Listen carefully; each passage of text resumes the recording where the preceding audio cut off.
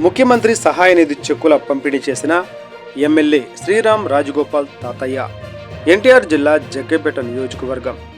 జగ్గైపేట పట్టణానికి చెందిన 20 మంది లబ్ధిదారులకు 5,89,508 రూపాయల చెక్కులు పంపిణీ.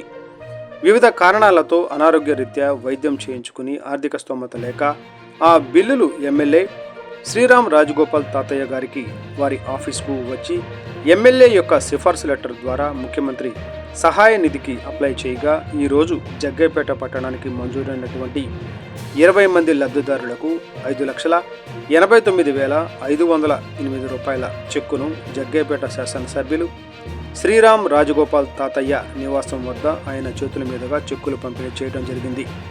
ఈ కార్యక్రమంలో పట్టణ ప్రధాన కార్యదర్శి మైనేని రాధాకృష్ణ, రైతు సంఘం నాయకులు గడ్డం హుస్సేన్, కౌన్సిలర్లు కన్నెబోయిన రామలక్ష్మి, మాజీ కౌన్సిలర్లు మారేపల్లి శౌరి, గుంజా ఏడుకొండలు, మాజీ మార్కెట్ యార్డు డైరెక్టర్లు మల్లెల కొండయ్య, వేదులాపురి సైదా, గండ్రాయి గ్రామ తెలుగుదేశం పార్టీ అధ్యక్షులు పల్లెబోయిన నాగరాజు తదితరులు పాల్గొన్నారు.